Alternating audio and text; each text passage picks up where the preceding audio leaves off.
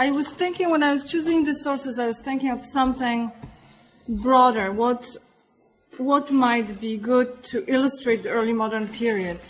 And I started with the trial, and then I realized that I will add another material, that is the polemical work, because the way in the Middle Ages these tales of ritual murder and house desecrations were transmitted were through tales, and then they entered the lore of the polemical anti-Jewish literature. So I thought I should give you the taste of the relatively contemporary anti-Jewish literature dealing with the same or similar subject from Poland that the trial took place. So when I chose this text, I thought of something that might be common for both Eastern Europe and the West, and obviously because of the nature of the topic, it deals with the Christian areas, not anywhere beyond. Then, as I started preparing it, I realized that it also illustrates nicely another problem that perhaps might be useful to talk about: the chronological incongruities between, or rather, chronological incongruity at the same time. That is, places that live in different chronological eras at the same time. I don't know whether it makes sense, but if we apply certain parameters of what is medieval, what is early modern, what is modern, and then we look more broadly, then it may look that, oh, not all parameters work at the same time in all places. So I think these texts will illustrate some of the problems. The two kinds, as you see, there are two kinds. One is a trial record, court record, and one is the polemical anti-Jewish work. There were very few of this kind of works in Poland. There were that were specifically focused on the Jews, on their hostility, sort of typically anti-Jewish, employing typically anti-Jewish rhetoric. Let me say a few words about the court record and the way they were written and preserved in Poland. We have nothing of the sort that people who study the Inquisitional records, or as I understand, Venice, for instance, have. We don't have records, or if they exist, they are very rare, very few, where we have transcript of the interrogations of the full trial. The way usually court records in Poland were preserved is they would be taking notes, and then the scribe would write a final clean copy of the summary, and this is what you have. That's why there are all these repetitions. And it's a created narrative by the scribe, who then files it. Sometimes we have the so-called brudnopisy, the notes, but again, they are very, very rare. The legal system in Poland, as in many places, had various groups were under different sets of law. Jews were often an urban element, but they were not, at least theoretically, under the Magdeburg law. And many of the laws that we've talked about that come from Germany, they become part of the municipal law in Poland, because that's how cities initially were founded, on the Magdeburg law, and then the municipal rights, when they were given to any settlement, would often adopt these laws.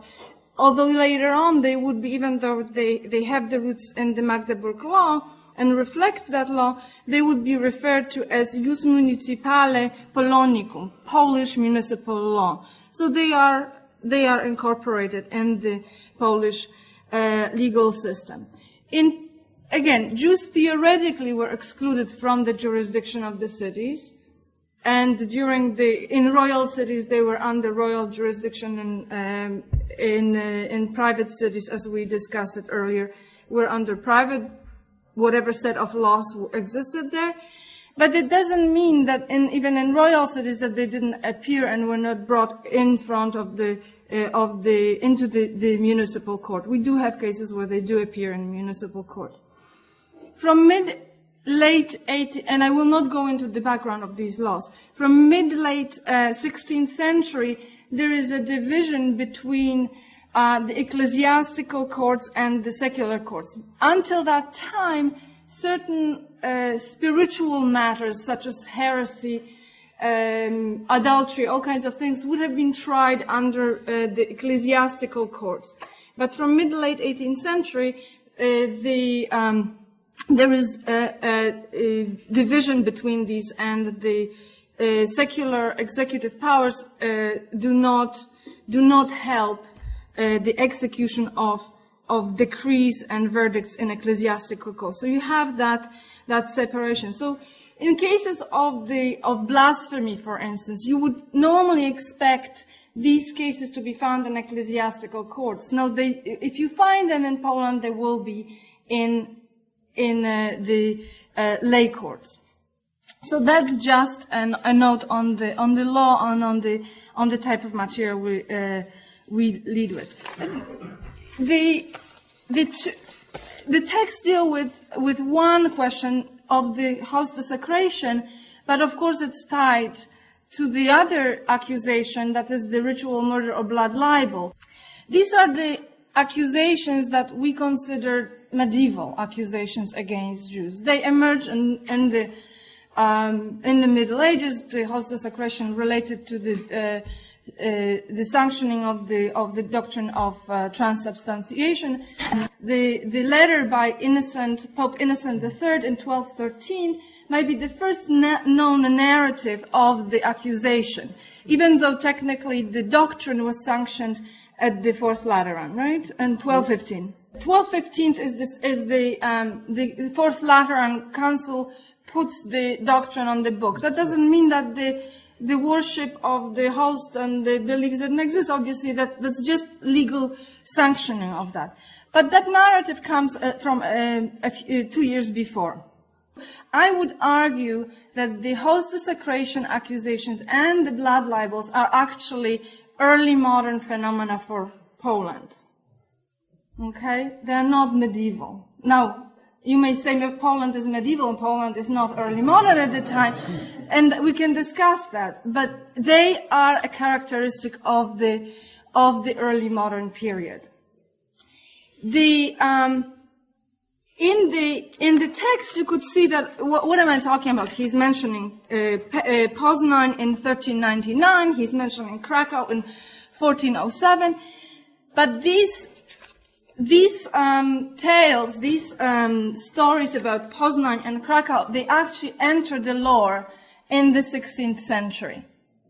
Okay, the Poznań case, the first mention of it is in 1480s by Jan Długosz, who mentions it briefly.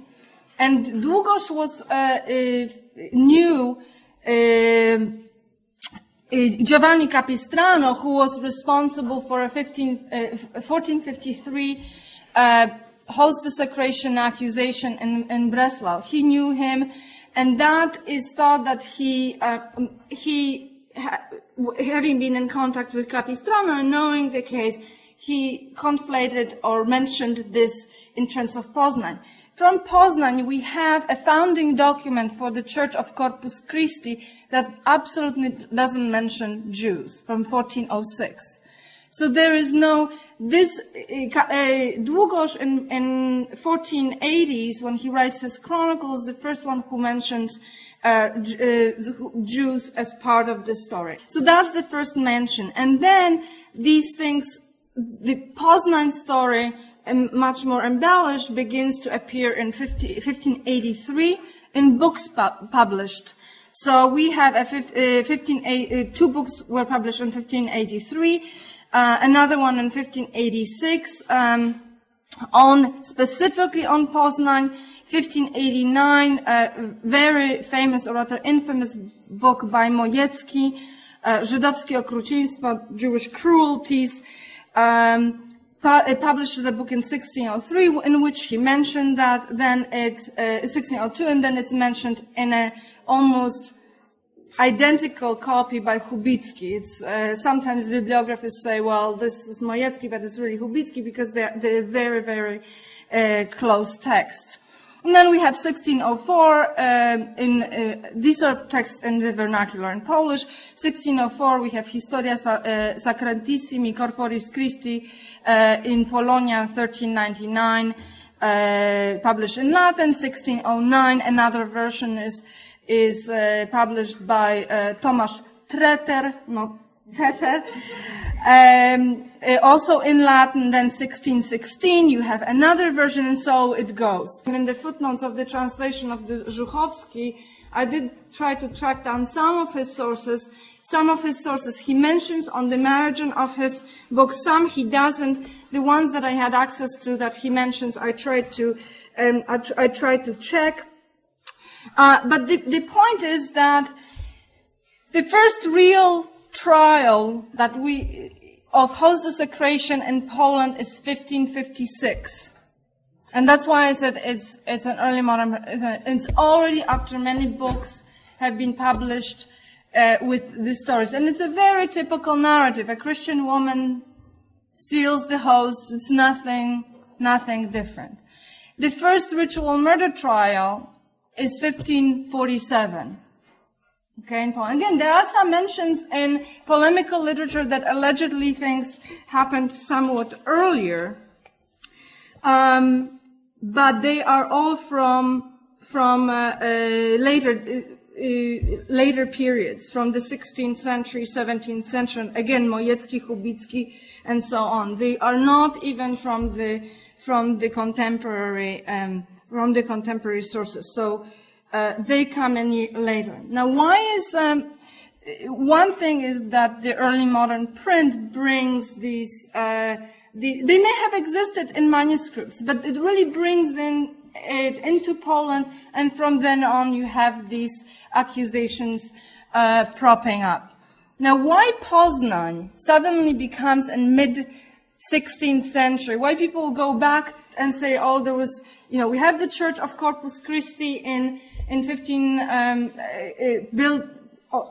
founded in 1406, and suddenly people say, oh, it's related to the Jews and ritual murder, not ritual murder, but host desecration. Poznań was a very important Reformation center. Okay, it was very important, and we see that at that time, the host desecration accusation, the one that emerges at the very same time, mid-16th century in Sochaczew, the first one, 1556, is part of the anti-Protestant polemic. The person who is very strong instigator behind that is Papal Nuncio Luigi Lippomano, who is an avid militant fighter against the Protestantism, strong propagator of Catholic dogmas. He was the author of a book, Confirmazione et Stabilimento di tutti i dogmi cattolici, from that period. He was a nuncio to Poland from 1555. He wrote about this case to Rome, and then his letters were published. And if you look at one of the footnotes, footnote 21, Hubicki, in this is 1602, mentions how he knows about this case of 1546. He says because these letters were published by Aloysius or Luigi Lippomanus. So this print certainly helps. Now, why am I also tying it to the Reformation and this being part of the polemic?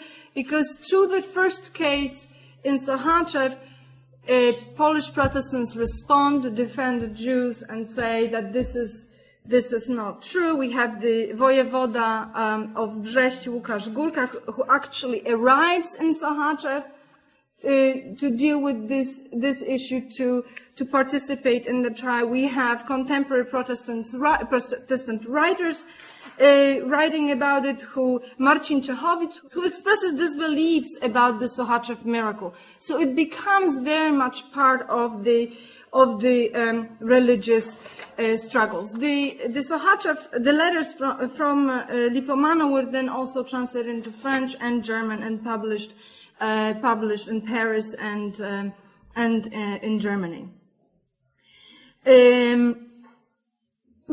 Similarly, ritual murder and house desecration and blood libels begin mid 16th century and continue, as we know, till 1753. Jampol, going back to Adam's presentation, and I think very much sort of bracket the period which we would call chronologically early modern, but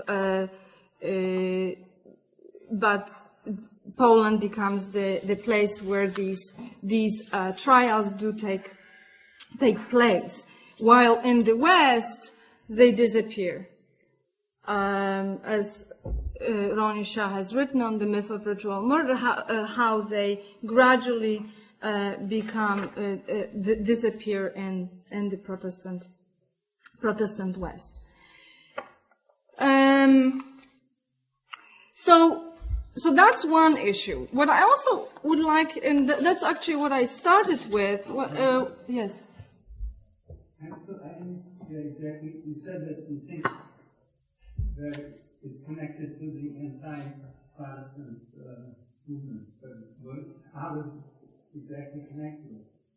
It becomes a polemic. It affirms the doctrine of transubstantiation. Why does attacking the Jews serve the purpose of attacking Protestants?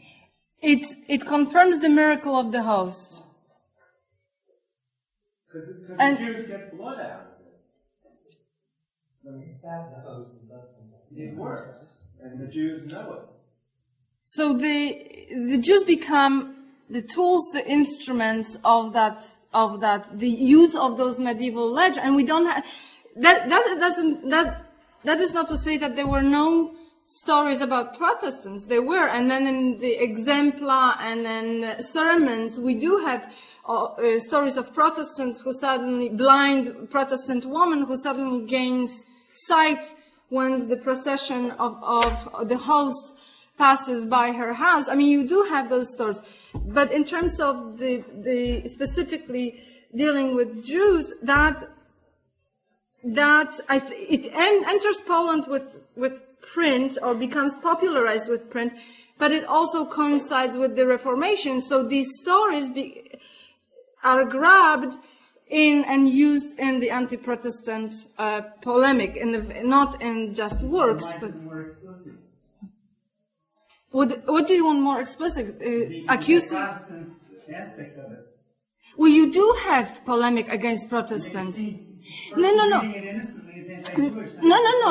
It is anti-Jewish. I'm not saying that it's not anti-Jewish, but I'm saying that the context that when it enters Poland and continues to stay in Poland, although again, once Protestantism becomes the host desecration trials, let me just check, disappear in 1539. The classic tales. By that time, the Protestant forces are really weakened in Poland. The 1639. What did I say?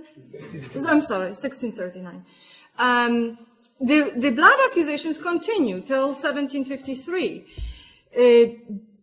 I'm not saying that the Jews were exclusively. There are cases of accusations against Protestants desecrating the host, but I'm saying that what we consider in terms of the Jewish history, part of medieval period, and it's part of Polish early modern period.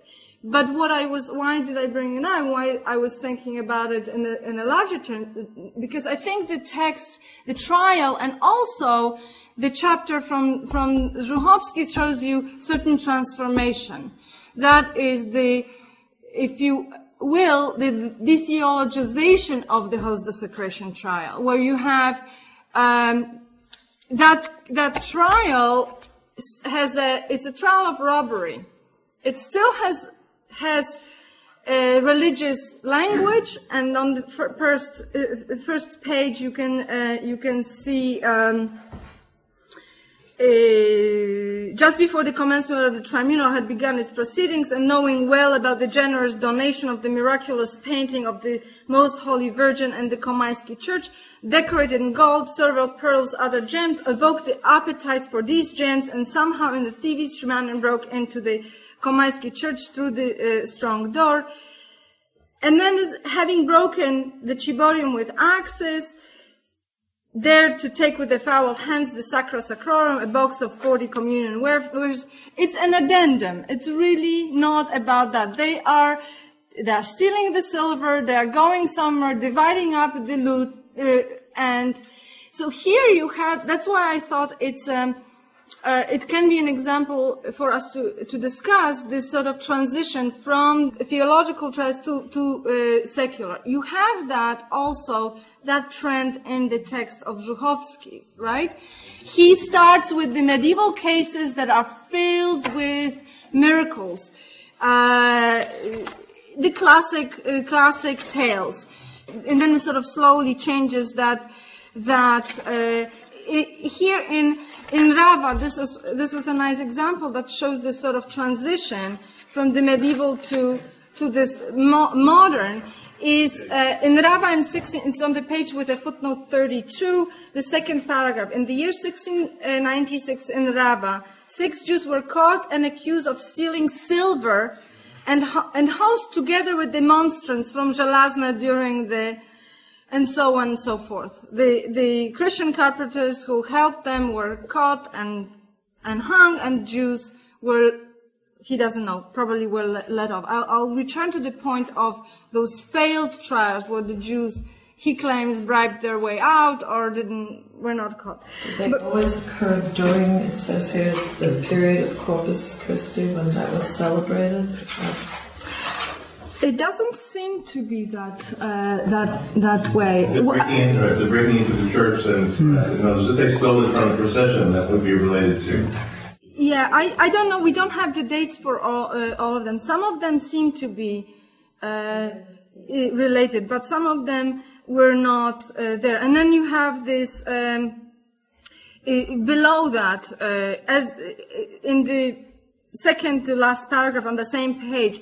And as if Jews did not have enough ways to make money through credits and commission, they rushed to rob churches where they also obtained the most holy host. It becomes an addendum. He has to continue with this narrative, and it's part of his ideological aspect in the same paragraph at the end. We Catholics don't we believe in Christ? When to his insults we prevent prosecutors from reaching justice, and often because of Jewish money, for which we will have to pay God with our souls. And then he goes on dealing with those trials and yes. Who's the audience for these texts? Who is the audience? It's a good question. I think it will be the churchmen who are using these for their sermons. It would be who else is literate in Poland who might buy it. It's a book. I should have brought it. I actually own it. It's a book about this size. It's in a quattro format, about 20 centimeters by 18 centimeters, something like that. And it could have anyone who would be literate, I guess, but he doesn't address he says that he is giving you the truth about all those cases and about Jewish crimes in Poland. So I would say the clergy, the Polish townspeople, certainly not Jews, obviously, and the lower, considering what else is the lower nobility that are in conflict, in economic conflict with Jews. Yes. Go ahead, Murray, finish. So then these people would surmise the anti-Protestantism imply here? Well, here you already, it's a 17 1713 when this book appears. So here you have Protestantism is not part of the. What I was talking about, that when it enters Poland, it's part of the anti-Protestant struggle. It takes life on its own. The ritual murder and the blood, that brackets, but that's anti. And I want to say a few words about the blood accusations as well. They also lose this theological aspect. In the retelling of the earlier, you have that crucifixion narrative, but once he, again, Zuchowski, for instance, once he gets into his turf, Poland, within a sort of living memory, so 2 generations, he begins to focus on the hostility of Jews toward Christians. He's not using it's that the Jews are cruel, that they steal the children. There is this, he sponsors a painting that is a larger series of paintings in Sandomierz, where the image is that the child is in a barrel with protruding nails. It's not in the typical crucifixion. So it loses that religious, but it doesn't disappear in a sense of the accusations. But they focus more on that Jews kill children, that they are enemies, and hostility toward Jews. Yeah, definitely. But again, the slowly between when it enters Poland in the mid-16th century, and now I'm talking the blood accusations, ritual murder, because they last till mid-18th century. As I said, the host desecration ends as the classic host desecration trials in mid-17th century, 1639 or so. They shift into the murder trials, into the hostility, rather than the theology. And even here, again, and the same happens in the chapter on the blood libels, that he starts with those medieval narratives and he quotes directly. One of the passages that he quotes is taken almost verbatim and translated into Polish from Despina's Fortalium Fidei. So he uses the printed material, and he's good. He sometimes cites even where the sources are. Sometimes he cites, but the sources don't really mention Jews in this case. But that's another thing. He has another agenda. I wanted to say that there is something very anti-Protestant in these things. There's a second level. It's not just that the Jews prove the miracle. They prove that the host, because for that there are hundreds of stories you don't need the Jews. So it's, why do I need the Jews? Why do they add it? And they add the Jews because the Jews, no matter how they attack it, it survives. And that's a message to the Protestants. You may be attacking our sacrality, but our sacrality can't be attacked. It's far too resistant. So there is that early message.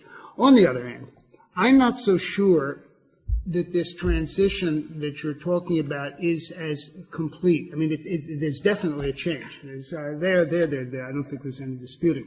But the notions of Jews as thieves, so I'll go back to Peter the Venerable. He's big on Jews as thieves. Let me just go on for another 2 seconds. It's there. And by the way, yes, the Bollandists, why do they repeat? Our big source of so many of these Latin ritual murder stories. Who are they writing for there? They're up in Belgium. They're not exactly Jews sitting around them. Not that many, although there are some more in Antwerp by their time.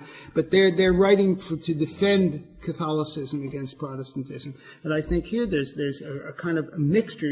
Jews are eating at our society in the same way the attack on lending. Why should an attack on lending be so theologized as it plainly is in Italy in the 15th century? There may be, and then of course you showed me that marvelous picture of Sandomierz where the Jews are dogs and they're devouring the child and this and that and the other thing. I think one other thing is why there are Jews, because there are lots of Jews in Poland. And that's another thing. We have 16th century. That's when the Jewish community becomes really significant. I read this stuff not as a church historian like you and Ken, but as more of a social historian. And you did something very interesting. You took the court case and you described it as a construction of the scribe who was taking down the wing. And then you took Zuchowski's book which is also constructions. Yes. And you put one construction by the other construction, but you're reading the first construction in the light of the second. Which is to say, you read this case, the first case, as a case of host desecration, which it actually isn't. No, It has, yeah. You're saying this is a host desecration case, but we see the criminal element. Look, I read it quite reverse. This is a criminal test. This is a band of Jewish criminals, of which there were quite a few in Poland in this period, going around stealing. Yes. And they've got such chutzpah, or alternatively, as I say, they're so integrated in the community that they haven't got any problems about going into the church and stealing the stuff from the church and selling it. That's a little strong. No, I agree actually with Adam in some way, because there's another case which I sort of wish I brought you along, because it's a wonderful. This is not the only case. No. Jewish band of criminals stealing. I mean, he's not a bit here. And there's some really. He's not. He's not. I don't think he's making it up. I mean, I doubt it. That's right. They steal from the churches, and they steal from the rabbi, and they don't have any problem. They just they do what criminals do. Oh, you mean? We know them in Israel, yeah. So, what we're seeing here is not. I mean, and what's missing in the Jewish action is religious hostility. This is criminal activity. They'll steal from Jews and from Christians and from anywhere, from the church and from wherever they can get in. So that I would tend to read this without a kind of any kind of religious subtext. No, I agree, but Then you come back to Zuchowski. Now, what's Zuchowski doing?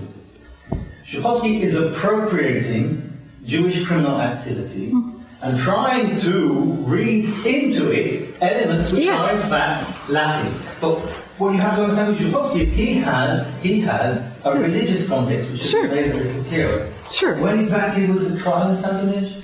Well, the trial with Zuchowski, I should say a few words. Zuchowski was the canon priest in the Sandomierz Cathedral, and he has an agenda. He sees any non-Catholic as enemy of the church.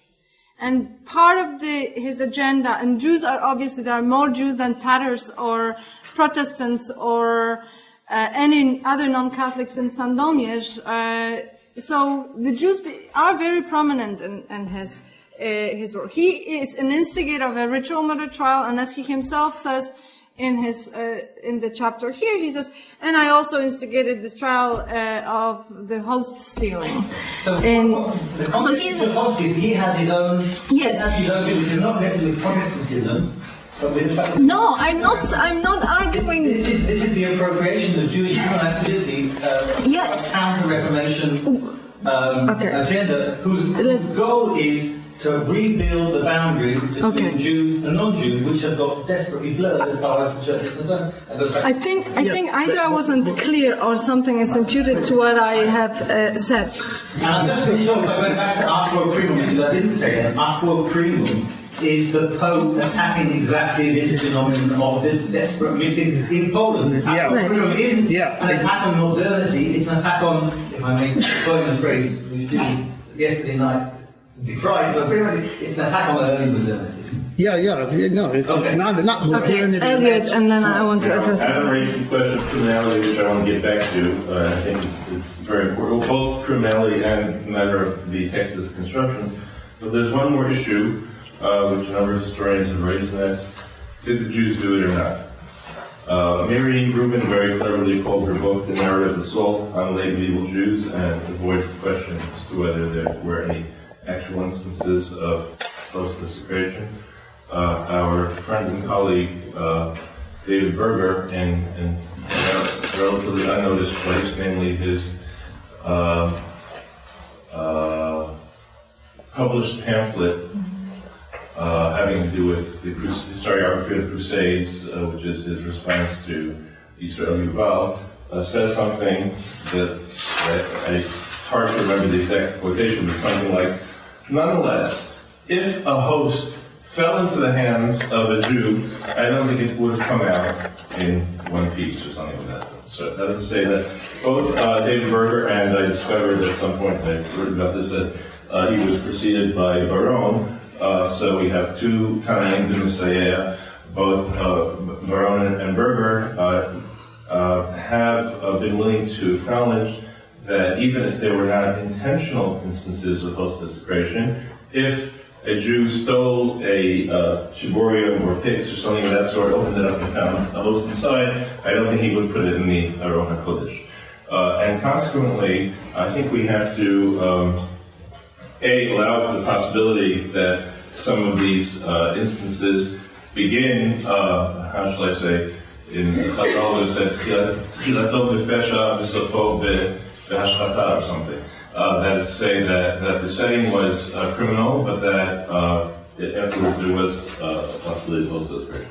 Therefore, I'd like to ask this question here of reality, namely, from which point was host desecration lucrative for Jews? As I say, if you go to museums, V&A or Metropolitan or whatever, you'll see that at some point in late medieval Western Europe, you have wonderful silver and gold and enameled pixies and ciboria, etc. At what point in Poland do we have the beginning of this form of art? And it is possible that there's some chronological relation between hosts were placed in expensive boxes. One last point, and I'll say that very quickly, picking up on what I said. I wonder, therefore, whether, in the case of Zuchowski, however you pronounce it, that I wonder whether there is it's very strange that Jews became criminal from 1648 on. One possibility is that this is early modern and that they were well integrated, etc. And I'm not rejecting that possibility. The other is that there were 12th and 13th century instances of host desecration in the context of criminality. However, these were spun in contemporary historiography, let's say even oral, 12th, 13th, 14th century. The story was spun in theological terms. And therefore, even when he's writing in whatever day he is, early 18th century, he is continuing in 18th century that medieval spin on those criminal events, whereas those from the 17th century on, which were seen in their time in more secular terms, namely Jews as criminals, were that he spins. So that one possibility is that the 17th century changed, the other is that the perception changed. No, I think you're right that these we don't know about but that there may have been Jewish thieves who stole the monstrance in the 13th, 14th century, and that would spun off in this theological term. What is happening here, in this case of the church robbery, that this is exactly the same case, but it doesn't go off in the direction of host desecration. That's what I'm trying to show, that it's a move from those criminal cases, it's a move away from that, the spinning it off in theological terms. Even though the language still is the sacra sacrorum, there is still the element of that. They mentioned that they stole 40 hosts. Now, the 40 is also an interesting number, but we won't go in that way. So I think that's what makes this text. Reading of the past. And the past is still miracle stories with theological setting. None of them are seen as criminal. Right. Here with Zuchowski, and I only brought Zuchowski because I thought the question, if I just brought the trial, you would say, well, that's a different genre of documents. The medieval cases are polemical cases, so I wanted to show you that. But even here, he also has to deal with the fact that it becomes criminal, and he acknowledges the theft of the thing. So, but for him, of course, he's trying to put it still in terms of the theology, because he has an agenda. But that's also part of the genre. He's not writing, at least that book is not an account of the trial. That brings me to one question, because he does use an account of the trial, which he himself instigates and publishes some documents. The increasing use of court records as proofs. They do have, some people local have access, these writers have access to some court records, and they do say, as you can see in the acta of so-and-so town. So the increasing use of court records. In medieval Poland, the majority of records that, and I don't think it's just what has survived, are court cases related to property. There's no criminal cases. We don't have criminal trials until really the early 16th century. Maybe in some cases, like in Krakow, that might be a little earlier, but we don't really have criminal trials. The acta criminalia are later, are really early modern. So these courts, in some ways, and the use of these courts in some of these still somewhat medieval, and they are medieval in rhetoric. They use really the medieval rhetoric of Jews being the enemies of Christianity, of stealing children, of desecrating hosts. It goes on and on of what you have read in Trachtenberg.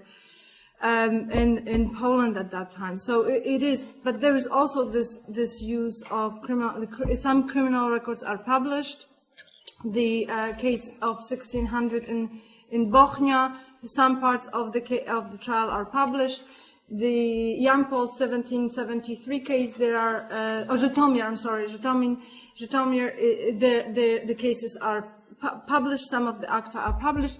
So the use of court records, the record keeping is, I think, also very much part of that period. One last point that I want to make, and so that we can still have perhaps 5 minutes of discussion, or we can have the coffee break, is that the trials in Poland, I think, perhaps are also reflect what is early modern about Poland, the weakening of the royal authority. And the reason why I'm saying is that the vast majority, maybe save for 5, are all in royal towns. The host desecration trials are all in royal towns. The blood accusation trials, whether or not they're succeeded, they are vastly in royal towns. So the weakening of the protection of the royal protection. So that, again, I'm throwing it for you to provoke some discussion what to do with it, that this is all happening in the royal towns in the early modern period. Yeah. Do you have any sense that there's any perception of Jewish criminality as a social problem? No. In this period, aside from... No, and in fact, the Christian criminals who rob churches are equally punished as the Jews who are convicted for robbing churches. And we have we have cases of women stealing the host because they believe that if they pour milk through the host, then the milk won't get sour, for instance. And we have cases in Poland like that. Again, I couldn't bring you things to a lot of these documents to contrast.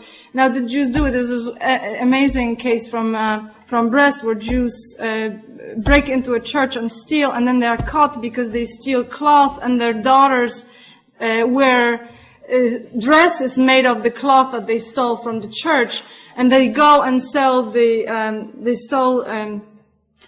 There was a funeral, and the cloth is from a coffin. And they steal silver nails from the coffin and then go and sell it to a local silversmith who happens to have made the nails, and that's how the robbery is discovered. But again, this criminality occurs. It's there, but it doesn't take that's the theological spin from whatever mid 17th century. Yes. Yeah, it strikes me that aside from the specifics of what is going on in 17th century Poland and whether it is early modern or not, it seems to me that the issue here, or one of the issues, is to find a way as a historian to divide or distinguish between ongoing rhetorics and specific circumstances in which those rhetorics get activated. Mm-hmm. The couple of books that have come out now about the butcher's tale and the components, which is there, what you tend to find is kind of a marginal area with marginal identities, with conflict between forces of modernity and traditionalism, that get expressed in terms of this available rhetoric of blood murder and so forth. The question then would be, if you look back at the case in Poland and you say, look, there were no such accusations until 1556, and then suddenly they act up and then they die down in 1739. 1639, I'm sorry. What you're then talking about is a relatively brief period, admittedly one in which there had been tension. No, you said the blood libel stays till 1730. Right. Okay. No, but the one that the host died there. So the host desecration goes on for X period of time. Then you have a period, but the idea of some kind of theological understanding of Jewish difference, of Jewish evil, of Jewish meanness will continue through 1730, and then it dies down until it gets transformed in a different kind of meanness and hostility. They don't use this rhetoric. They may not use the rhetoric that the Jews still children, but then it transforms into some otherness of Jews and in the Polish society. But that's already So if I understand correctly, the point is that we have to look for moments when this particular part of the existing available theological vocabulary or rhetorical vocabulary becomes activated, and we then can assume it will die down until that becomes true. Well, that's a very powerful kind of a historiographical demand that I'm not sure is followed very easily. No, it's not, but I'll give you an example of how that rhetoric, when you look at the trials and cases, and how that body of rhetoric that's available to people those who are scribes, who are literate, so they are likely to have known, read, heard this rhetoric. An example of a case of a Jewish arrendator who beats up his servant on Sunday. Sunday, Christians are not supposed to work, certainly not for Jews. That gets to court because it ends up being murdered. The servant dies, and the way in the court that comes out is that theological, that Jews making Christians work on Sunday, desecrating holidays, the enemies. I don't know what would have happened if the servant died or was beaten up on Wednesday. Maybe on Monday, let's say. Wednesday you can use it. Wednesday you can be used in theological ways. But let's say on Monday, that may not have entered. But because it happened on Sunday, suddenly that the rhetoric kicks into the here you have also they steal a monstrance. So here you can have that rhetoric still kick in, even though it doesn't go the direction of the trial. 2 points. I mean, one point is I want to follow on the royal times, which is the last one you made. But before I get to that, very brief point about criminality. Around 1700 in the Holy Roman Empire, there were many Jewish criminal gangs. Some of them were mixed Christian and Jews. They just did everything. So again, they reinforce the point that the religious element is not really important. But why that particular period? And I think that goes to the earlier question. Has to do with one topic that we have relatively neglected, that's the economic aspect of Jewish life in the early Roman period.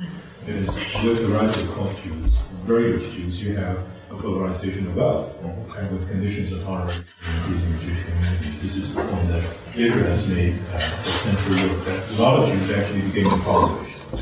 To go back to the question of royal times, I think is extremely interesting because you could contrast that with the Holy Roman Empire is precisely the decline of the authority of the communes, imperial cities, or even the territorial cities.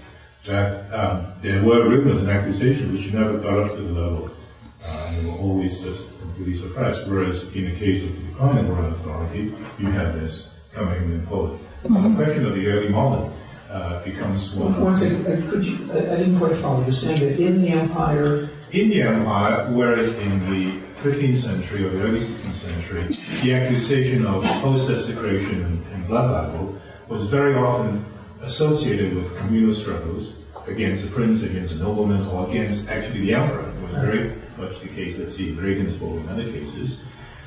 You have, by the 1540s, a permanent decline of communal, if you will, democratic, urban liberties and the permanent assertion of princely absolutist power, which protected the Jews. Whereas in the case of Poland, it was precisely the reverse, and you have these accusations as an indicator of the decline of royal authority. No, you put it wrong, because the parallelism is the same. Because what Magda is hinting at is that in the places where you have not princely but magnate authority, in the private towns, the Jews are protected. But when in the royal towns... So the royal authority speaks, so that the burgher or communal pressure comes down. Can I just piggyback on that? Because I was thinking, based on your own writing, could the rise or could the blood libels and post-desecration charges in royal towns not be actually an instrument in order to further depress? I mean, in other words, you stir up. These are still technically, these Jews are supposed to be protected by the authority, but those who are trying to further decentralize could use these cases to alleviate the central authority further to get away with it. Can I just address two points quickly? One is the criminality of Jews and Christians. The problem is that we don't have any studies of those documents in Poland. The ones that we have, people would go and just pull these records of those 20 trials or whatever however many they exist. So we have no idea what the context is of how Jews. I looked at some records, but it's not enough. So that's one point. We don't have the larger context of just what is happening in courts. The second point that you mentioned, the economic context. The few cases that I looked at indicate this economic point, and who brings the trials usually is the middle. It's not the elite, it's not the bottom people, it's the middle. I don't want to use that anachronistic, but I am lacking word, the middle class. And these are the ones with whom Jews are most competitive economically. There are a couple of cases where you can, again, I haven't done the survey of all records, but the ones that struck me is that the low people often come and testify that Jews didn't do it. They're brought in, and they say they didn't do it. Servants in Jewish homes, for instance, or other people. And the elites usually don't get into that either, because they are probably not threatened. Again, this is a hypothesis, this is something that came up, but certainly the economic context is very important for that. So let me finish on this, have the last word, and I invite you for coffee and cookies, and we'll start.